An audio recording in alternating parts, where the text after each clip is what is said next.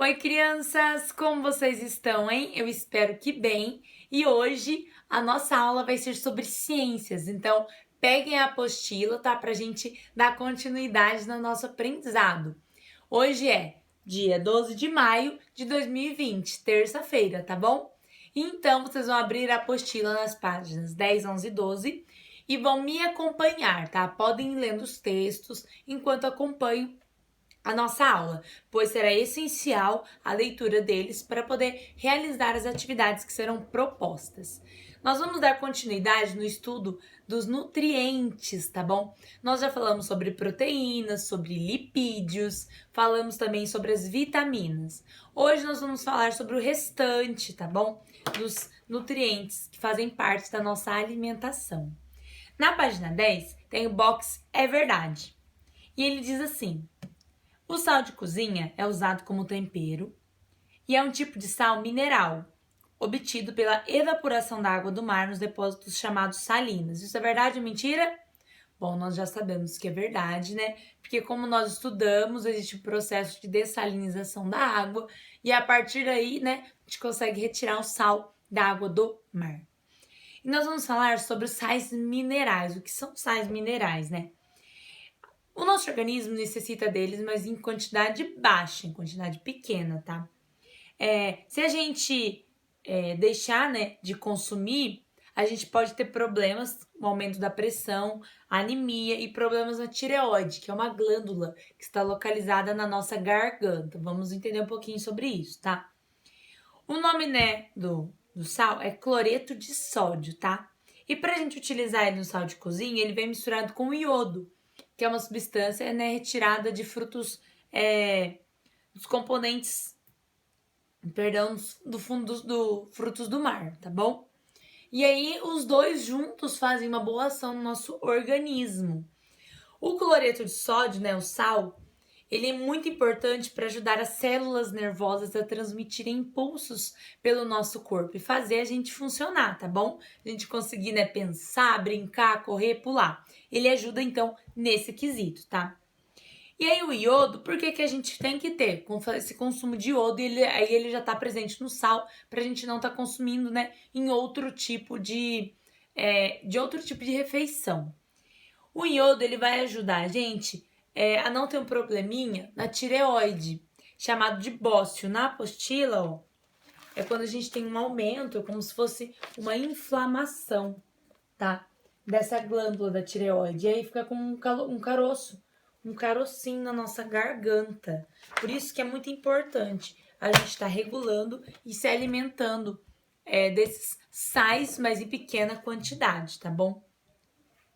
Bom, além desses nutrientes, né, presente no sal de cozinha que a gente acabou de falar, ainda tem os sais minerais que são o ferro, o cálcio e o fósforo.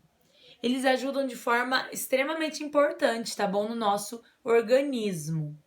E o ferro, vamos começar falando sobre ele, tá? Ele ajuda a melhorar, tá, várias funções do nosso corpo. Se a gente tem ausência de ferro, a gente pode ficar anêmico. Ou então ter uma doença chamada anemia ferropriva. Quando a gente não consome ferro da maneira que deve, há uma diminuição na hemoglobina no nosso sangue. Hemoglobina é como se fosse uma célula do sangue. E elas são responsáveis, né, dentro das hemácias, elas são responsáveis por levar o ar dos nossos pulmões para as células do resto do corpo. Então isso causa fraqueza, desânimo, por isso que é muito importante a gente estar consumindo alimentos ricos em ferro. Aí quais são eles? Geralmente o que tem cor verde escura, tá bom? Grão de bico, lentilha, feijão, brócolis, espinafre, rúcula. E aí algumas carnes também, tá bom? Que são alimentos ricos em ferro. Já o cálcio e o fósforo, eles estão em alimentos derivados do leite, algumas carnes, tá bom? Grãos, vagens. E por que a tia Lô deixou uma laranja ali perdida? Para o nosso corpo absorver de forma efetiva o ferro, o cálcio, né, e o fósforo, é necessário que haja vitamina C junto.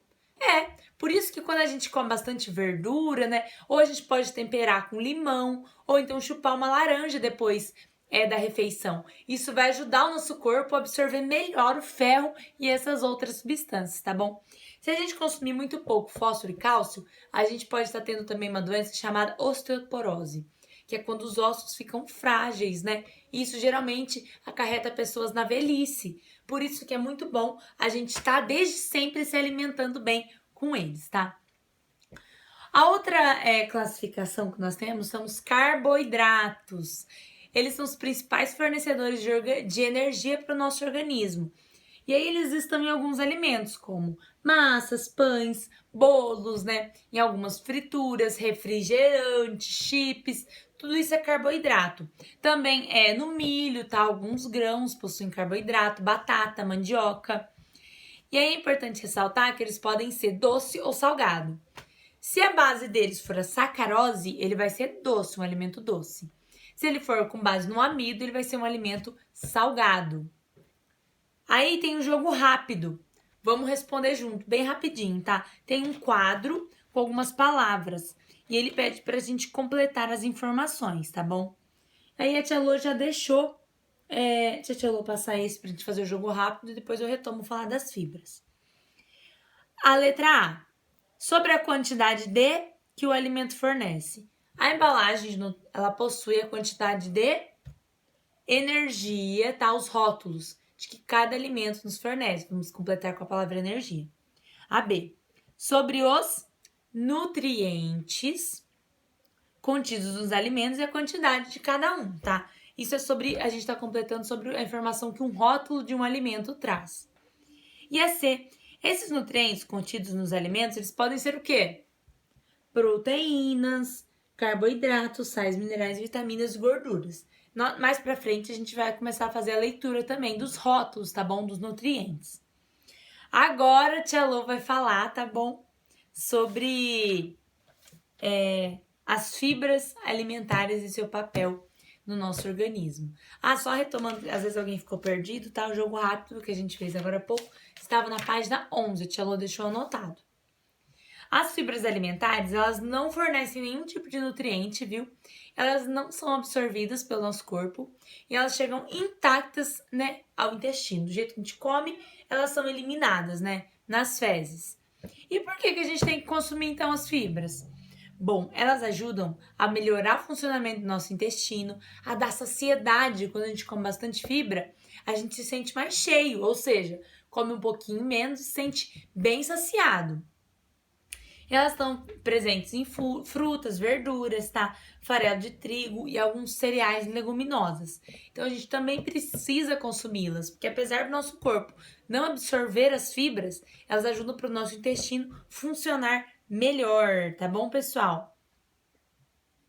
E aí, já fizemos o jogo rápido. Vou deixar aqui agora a nossa tarefa de casa. Vocês vão realizar a atividade impressa nomeada Nutrientes, que a tia Lô deixou no colégio para ser levada para casa, tá bom? Caligrafia, recortar, colar e copiar. O texto nomeado Floresta Amazônica, que também estão nas atividades. E vou deixar algumas questões, tá bom? Para que vocês respondam no caderno acerca de todos os textos que nós lemos, tá? Sobre os nutrientes, as proteínas. Vou deixar certinho as páginas para consulta, tá bom?